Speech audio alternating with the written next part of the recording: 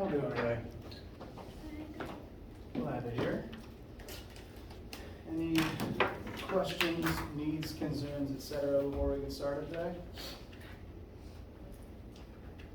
Okay. Well, today we're going to be continuing our discussion of two-dimensional motion. Before that, I just noticed an important member to mention it. The physics department has math and physics tutors. These guys are all physics majors and also therefore heavily invested in the math department. Our physics major here is literally automatically enough to get the math minor bar one class. So these guys, we hire them to do tutoring for the department. They're all great. They're here every Tuesday and Thursday from 6 to 8 p.m. They are great. These sessions are great opportunities for studying both with the tutors and also with your fellow students, because they're in this room. Odds are you're going to have classmates together in here, and it just becomes a great time for everyone to be able to work together and figure things out and get on the same page. I'm not there, but these tutors are the next best thing. They're all great, they're all brilliant, all physics majors. So I highly recommend attending, just if you have any questions about literally anything. And it's a great opportunity to get your homework done.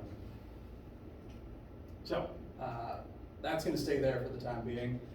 Additionally, I'm probably going to rewrite that note on the sideboard whenever I start meeting board space again. So I want to make sure people remember them. Now,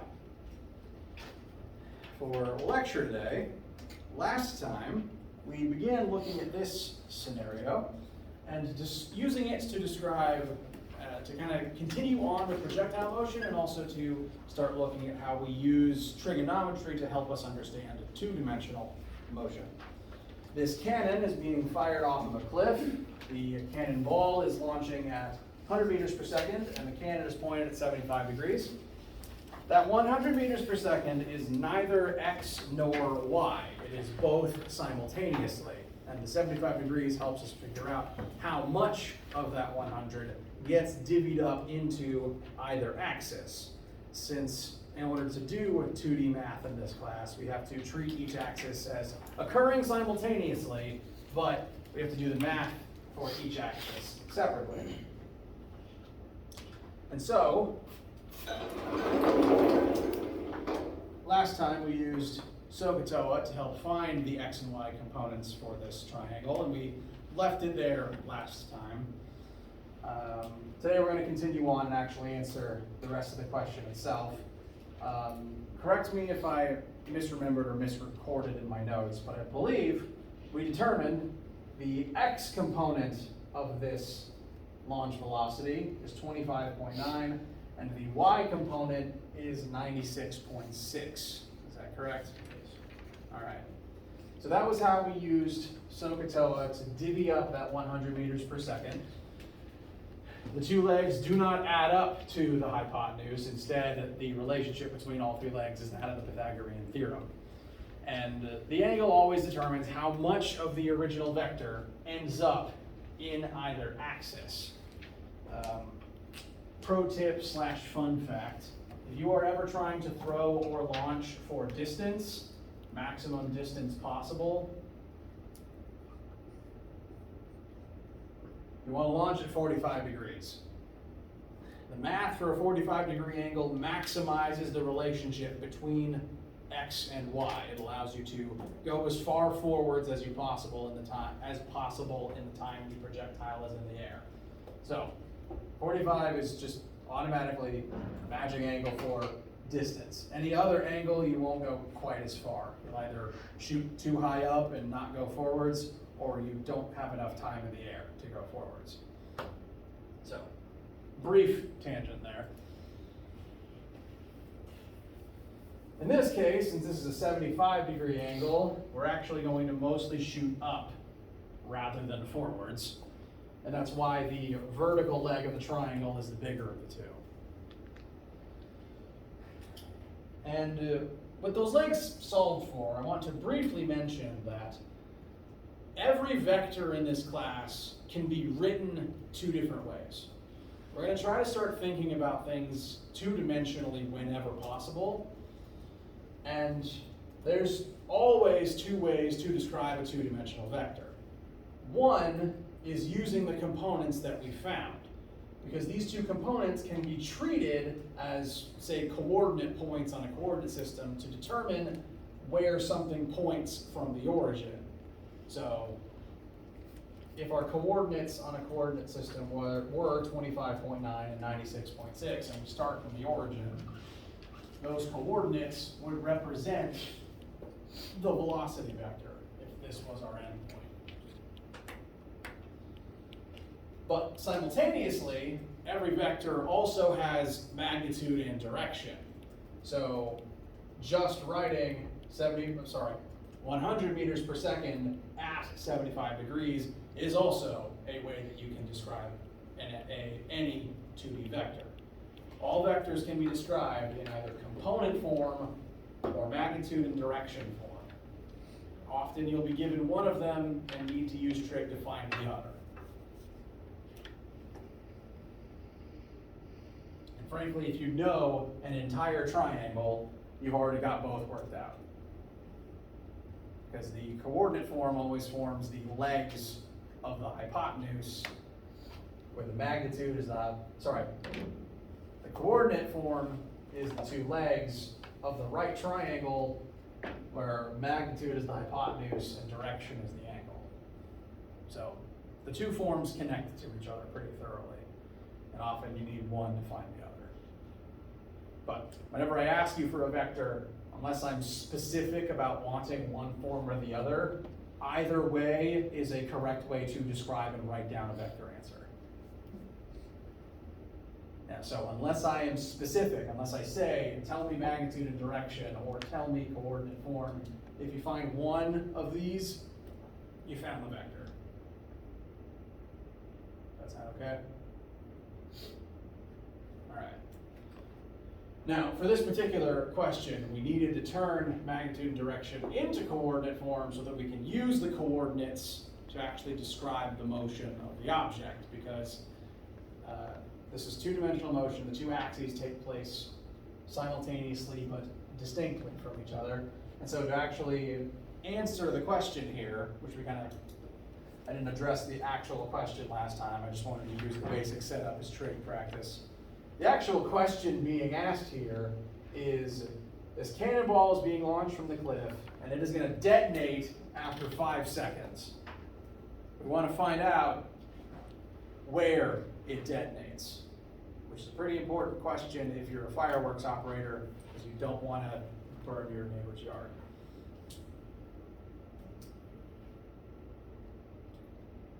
So, our end goal here, we want to determine the coordinates of that final location.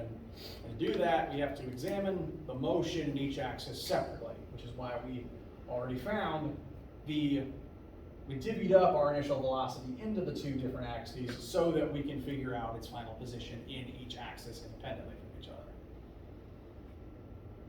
Questions about where we're beginning and what we're going to be moving towards? All right.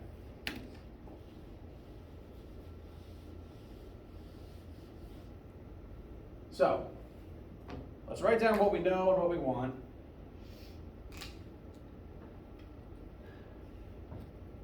We have already found, so I'm just going to treat these as knowns, our initial x velocity and our initial y velocity. And list all my variables in 2 separate columns.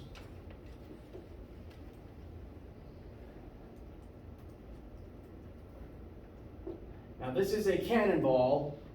Cannonballs don't usually have wings or propulsion systems. Therefore, this object is going to be considered a projectile. If it is a projectile, what do we automatically know about its acceleration? It begins to slow down immediately. In which axis? Y. Good. By what number do we use for its acceleration in the y-axis? Gravity, -9.8. Very good. What are the units on that? Meters per second squared. Excellent. So that is going to be the cannonball's y acceleration. What then is true of its x acceleration? Vary. It doesn't have one. Very good. If you're falling down, you are not falling sideways. You might move sideways, but you are not accelerating sideways.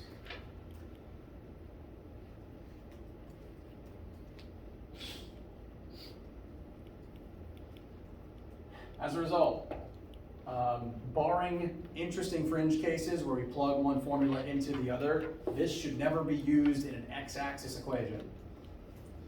Yes? I'm sorry, what does that symbol represent again? Sorry, this? No, the before X and before Y. Acceleration. Oh, Yeah, that's an A. sorry. That's supposed to be lowercase English a for acceleration. I'm sorry. It's okay. My handwriting often does feel like a foreign language. And we do use enough Greek in here that there's literally a foreign language involved. Yeah, I thought it was a signal. And wait for a couple weeks where we have to tell the difference between A and alpha. Because we do use lowercase alpha in here, frustratingly, and it is not the same as lowercase a. I call it fish. Nice. But for right now, these are A's. Stands for acceleration, normal English letter A. Did I answer the question? Yeah, sorry. Okay. Now, I usually ask, did I answer it, to make sure I didn't distract myself partway through my train of thought. All right, so that represents the x and y acceleration of the object in midair. We want to know where it's going, so we should also make sure to list where it begins.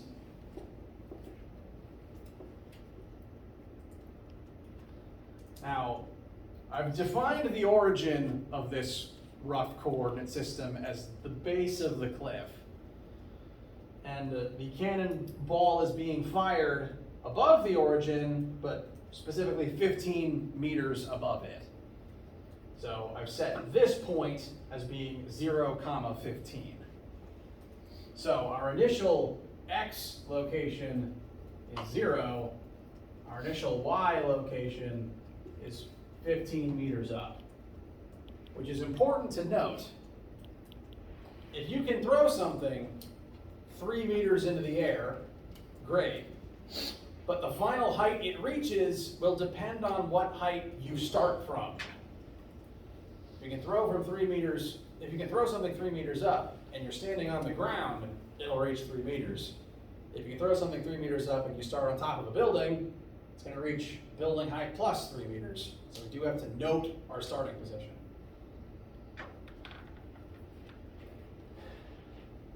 Especially if you're using explosives. The thing that we want to know is the final position in each axis.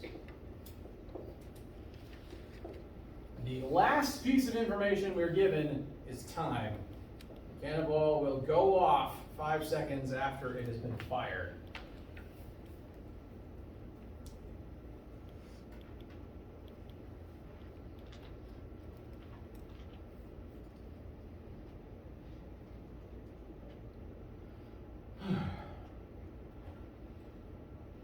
Now, t is not specifically in either axis. Scalars don't care about axis. So we can take that 5 and we can put it in both x and y, because if you have 5 seconds to move forward, you also have 5 seconds to fall.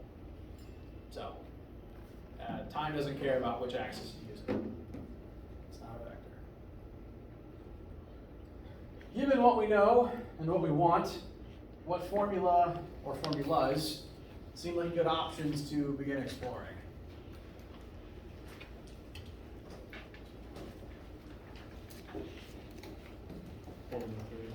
Formula 3, it's always a pretty safe bet around here. And whatever formulas we pick, we have to make sure we are doing some work in the x and then separately some work in the y. We're going to start with x, just alphabetically speaking. And I made sure to label, Now I've made sure to label each vector as x-axis specific. Again, time doesn't care. Time is a scalar.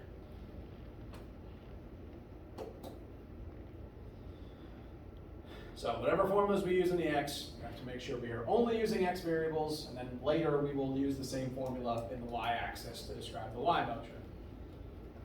Questions before we start plugging things in?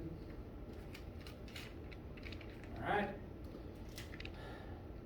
Delta anything is always final minus initial, so I'm going to rewrite that as xf minus xi, and immediately xi is 0, so that's just going to kind of go away. In terms of the x-axis specifically, we are starting above the origin. So we're set to solve for xf, no difficulty there. Filling in everything else, initial x velocity is the 25.9 we found last time. I've got some points with like commas today.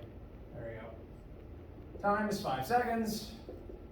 And this whole last term is just going to go away because ax happens to be 0. Doesn't matter how long you're in the air, if you're not accelerating, that last piece just goes away.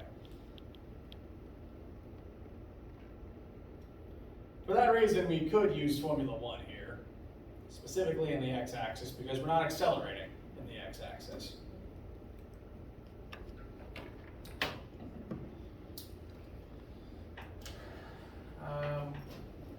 Got 2 zeros.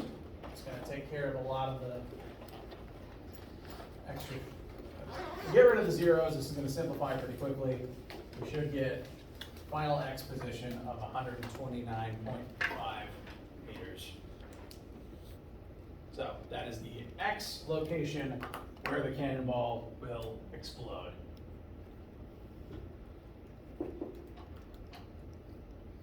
So in other words, that's just how far forward it makes it.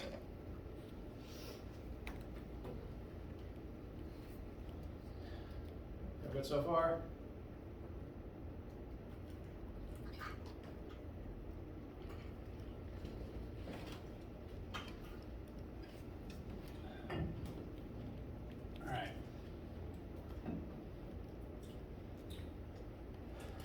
Now, we just got to do the same thing in the y-axis. Excuse me. Just going to rewrite the same formula because the formula is going to do the same thing in both axes. It's describing motion over time while an acceleration does or does not happen. So same formula. We're going to use it in the y. I'm just going to make sure to only use y stuff. So rewrite that. Delta y equals VIY times time is 1/2 AY t squared. And we know all the same stuff, but before we continue with the y-axis, it's important to note, in the x, we were really only moving forward. We didn't really have to worry about any negatives. But here, some things point up and some things point down. So we have to be very careful about where we put positives and negatives. We have to decide what's up and make them positive, decide what's down and make it negative. So, first thing, delta y is y final minus y initial. Which is 15. Correct, our y initial is positive 15. So we actually want to put in a positive 15. So this is blank minus a positive number, which kind of makes it negative. But we need to put the positive number in so that we don't accidentally cancel out that negative sign. Does that track? All right. So, continuing on, VIY is positive 96.6. Time is 5. Then we get to acceleration, which if up is positive, down is negative, so this one has to be a negative number.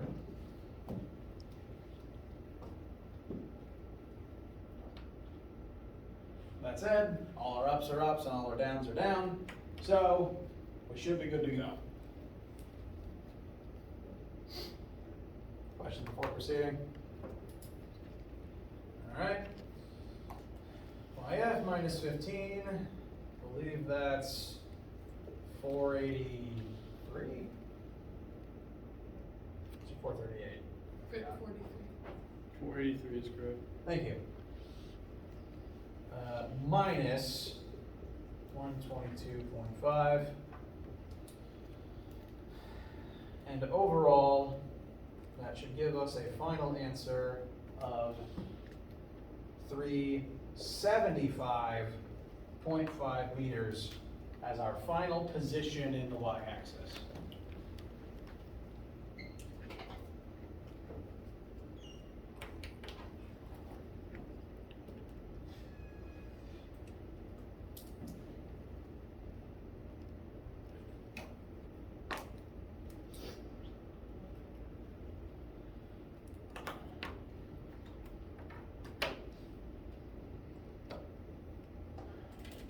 My drawing is not to scale. I'm realizing, I knew it wasn't to scale, but now I'm realizing consciously how off scale it is, because what this would actually look like is more like this. It doesn't really have enough time to turn around. So it's still on the way up when it goes off.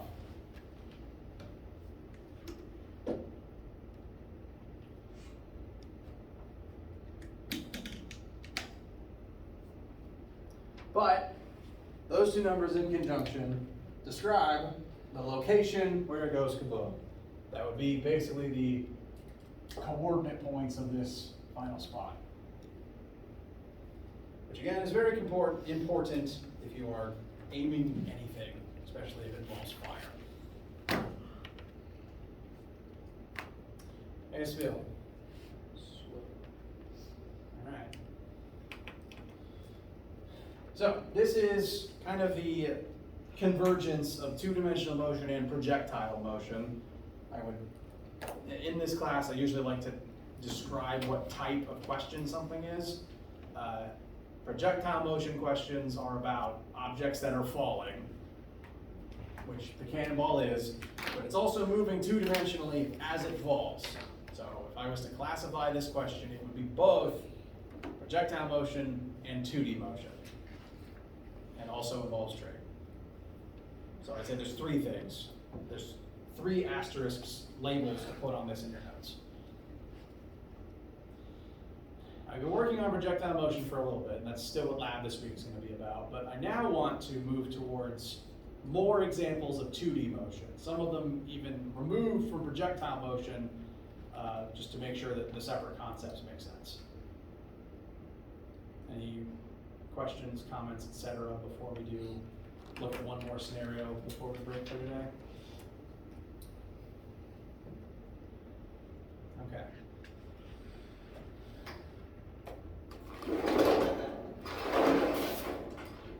Now, I've hinted before that we are going to look at a lot of vectors in this class. So I wanted to take the time to define what they were and what they looked like. And it's also why whenever I teach you a new concept, I will always point out if it's a vector or not, because we like vectors. If something has a direction, we want to know what that direction is, and very frequently, those vectors may point in combined directions. They may point in both the x and the y simultaneously. Also likely is you will encounter scenarios where you need to add vectors together, possibly needing to add y motion to x motion. Because in a life on Earth, it's kind of interesting, and that oftentimes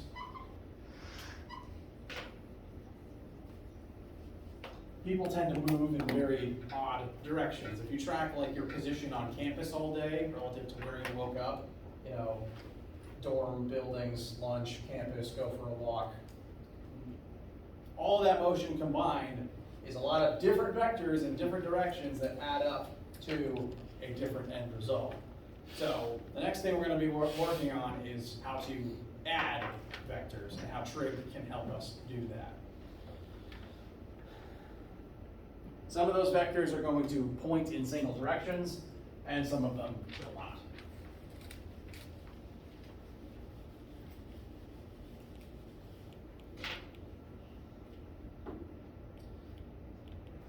To kind of demonstrate an example of what I'm talking about, we're gonna look at football, and we're gonna track the motion of the ball from hike to when it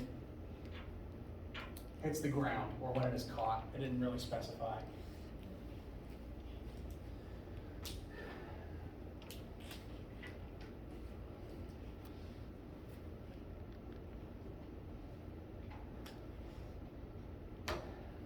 For vector questions especially, drawing pictures is very handy, because pretty much every single vector in this class we can describe as a triangle, and you usually want to make sure to draw out your vectors and draw out your triangles so that you don't mix things up in your head, because I mix them up all the time. So as I'm reading this question out, I'm going to also be making a picture for it simultaneously. Kind of go through my process as I'm turning the words into an image. Football's going to start right here, so I'm going to call that position our origin 0, 0. Ball's going to begin right there. Someone's going to say hike, and the quarterback is going to pick it up and run backwards with it 10 yards. Feels weird to say meters for football. This will be the only time we use yards.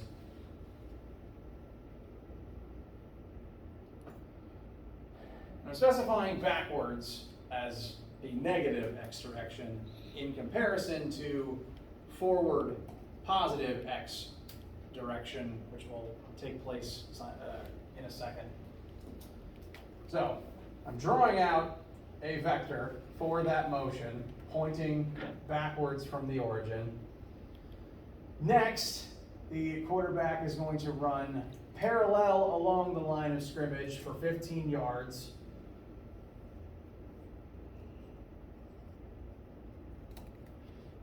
So parallel to the line, that's going to make it at a right angle to the motion that just took place. X and Y are always perpendicular to each other. So far we've got hike, backwards, running along the line, and then he's going to throw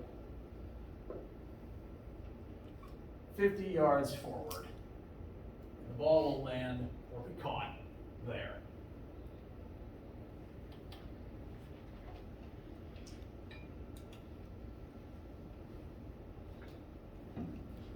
So those are three separate vectors. Each line is its own vector. And we're going to add all of them together.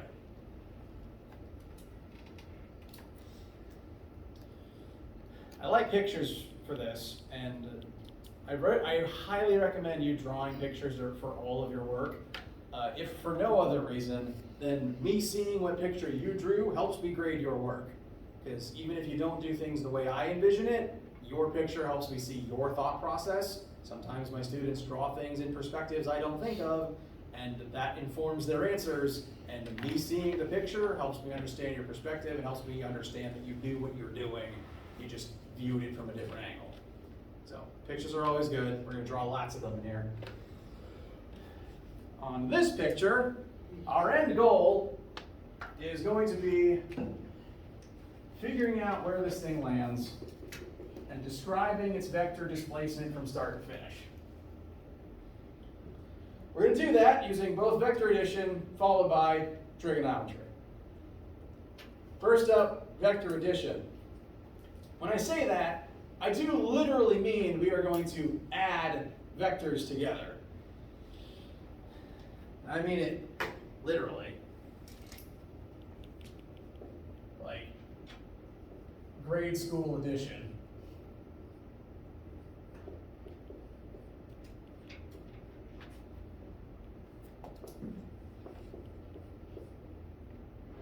Here I have written out the coordinate form of each of the three vectors in my picture.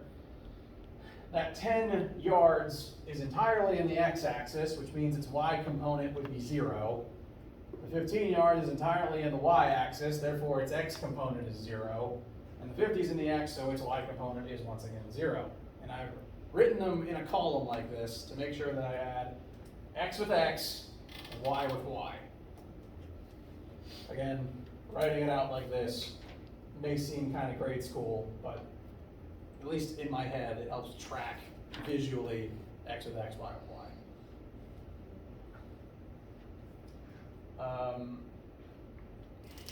And as a result, these vectors add up to one combined vector, 40, 15. It's important to note that the two x vectors here, the 10 and the 50, point in opposite directions. And when you add together vectors that point in opposite directions, they work against each other and they cancel out a little bit. So if the 50 is forwards, and I've arbitrarily decided that's positive, 10 points in the opposite direction, it has to be negative. So the 50 and the 10 do not add up to 60, they add up to 40. Because they work against one another. So, key things to remember about vector addition: you can only add x with x and y with y, keep track of axis, keep track of positive and negative within the same axis. And then this answer, the 40, 15, is the coordinate point location where the ball is going to land. And so that is one completely legal way to write out your final answer. This is the vector displacement of the football. We've added the vectors, and that's it.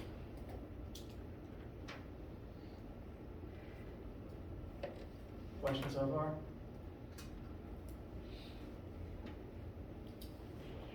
All right.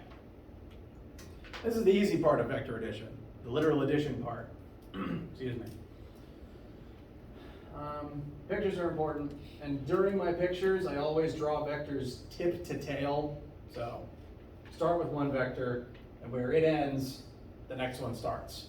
And then by the end of it, it creates an image that kind of shows start to end, the overall motion, and can help create the image of the final overall vector that you're looking for.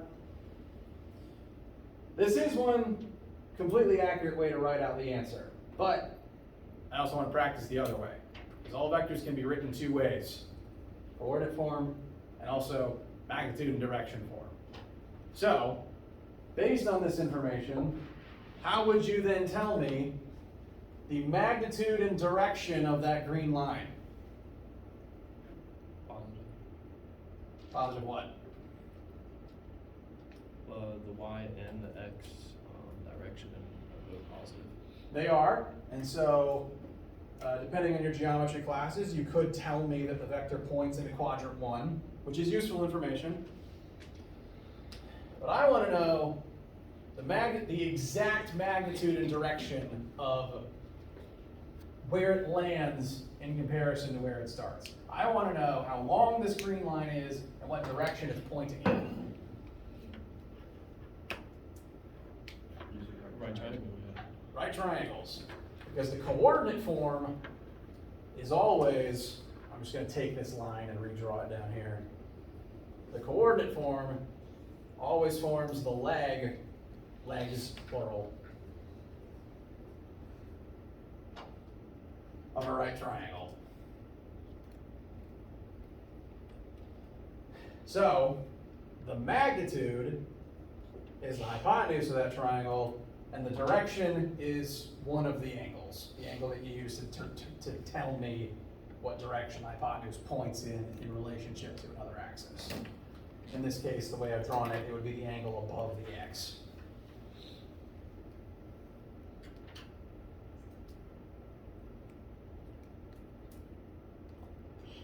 Any questions or issues turning this picture into this one?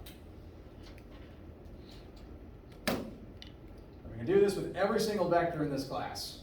Every single vector that points at an angle, we're going to turn into a right triangle. We're going to be sick of right triangles by the time you're done with this semester. But I do promise, every triangle we work with in this class will be a right one, which means the trig functions all work, and you don't have to deal with like isosceles or anything like that.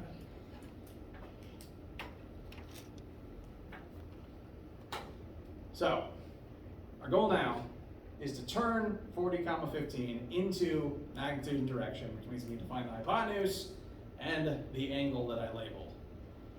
So, given what we know about that triangle, how do we do that? Well, we can find the hypotenuse using the Pythagorean theorem. Very good. If you haven't remembered it by that name in a while, that's referring to this formula. This is the relationship between the two legs and the hypotenuse. C is always the hypotenuse. A and B are always the two non-hypotenuse legs. These two can get mixed up in any order, but C is always hypotenuse. Hypotenuse has to go right there. So in this case, 40 squared plus 15 squared is, I'm just going to call it height. Height squared. Therefore, the hypotenuse of this triangle should be the square root, bless you, of 40 squared plus 15 squared, which if memory serves is 42.7 yards, yes or no? All right. Yes. So that is the straight line distance from start to finish where this football lands. So if instead of a coordinate system, because football fields don't usually have full coordinate grids, if instead of a coordinate system all you had was tape measure, you could start here, walk this distance away, and end up where you needed to go. But you need to know what direction to walk in. So, how do you find that angle? Inverse tangent. Inverse tangent. We could technically use any of the trig functions, since at this point we figured out all three sides of the triangle. So whichever one you pick is just up to you at this point. There's usually more than one right way to get a correct answer in here. I like tangent for this, because then we're using the 40 and the 15, and we don't have to round those numbers. We know what they are. This number we have to round. So I'm going to choose tangent. You could absolutely pick a different one if you wanted. So could TOA. TOA says tangent of our unknown angle is going to be TOA opposite over, I almost tried hypotenuse, opposite over adjacent. Which means we should remind ourselves quickly which of those two legs is op and which one is adj. 15's op, 40's edge. Very good. It's because the 15 is not touching theta, the 40 is, but it's not the hypotenuse. And how do we send tangent from one side to the other? Inverse. Very good. Perform inverse tangent upon both sides. So inverse tangent of tangent theta will equal inverse tangent of 15 over 40. Inverse tangent of tangent just cancels out like square root of a square root, leaving us with unknown angle theta equals inverse tan of 15 over 40, and that should give us a final angle measure of, 20.6. thank you, 20.6 degrees above the x-axis. You could also call that 20.6 north of east, if you're weird like me. I'll talk about how to use that system another day.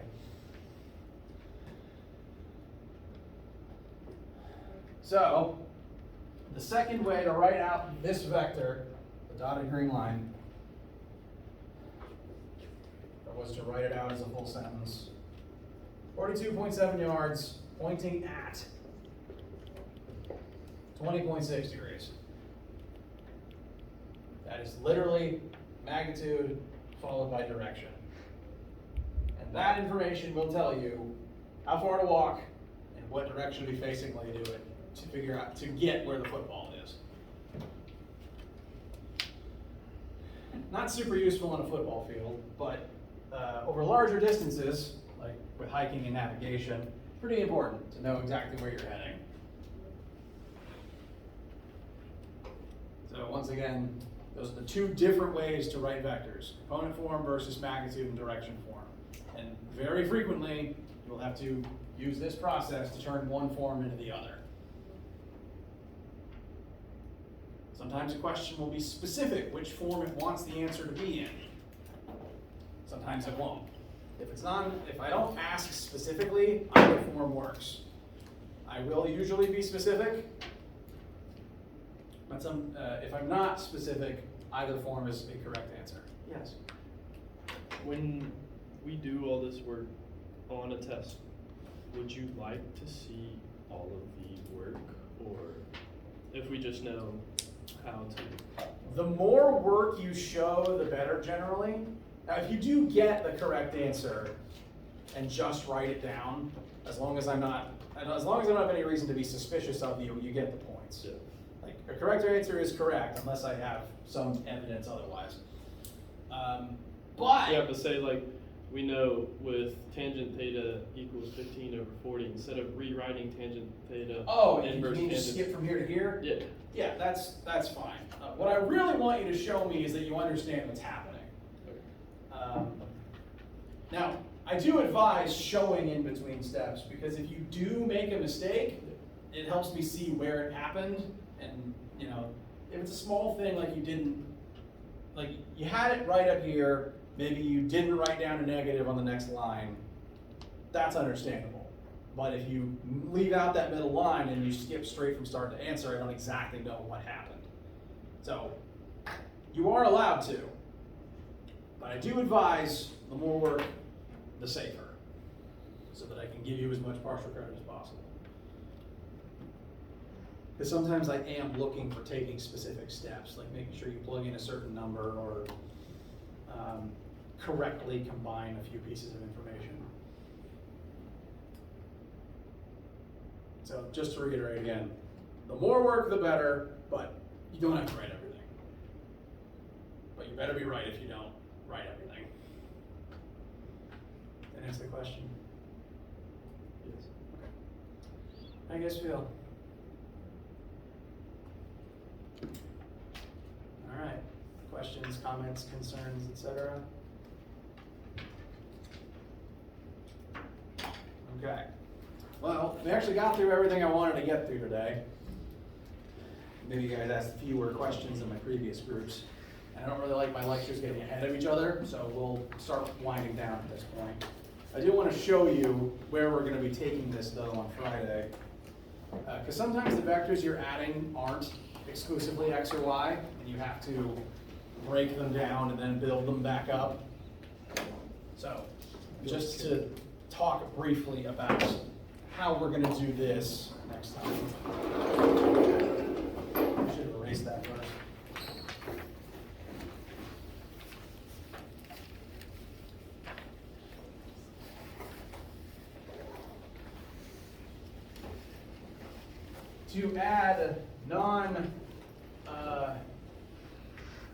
To add vectors that are not entirely x or y, you do still add their x components together and then their y components together.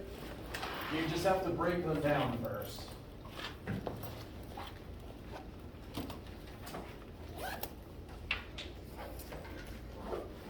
And you'd end up adding this to this, and this to this. And that's what we'll practice on Friday. Sweet. If on Friday that all feels good, we'll start moving towards chapter 4 soon, and that'll be about force and Newton's laws of motion, which I find fun, but I'm into this stuff. How you guys feel? All right, let me know if you need anything. Bring all these notes to lab if you haven't had lab yet, and have a great day.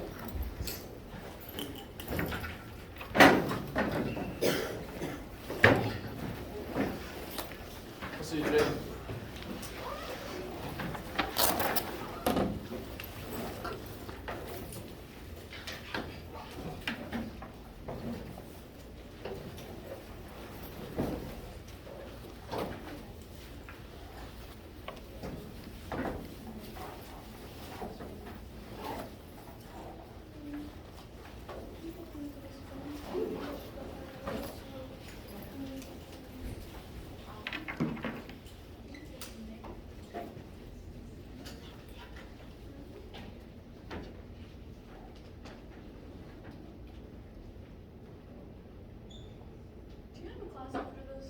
No, this is my lunch hour / office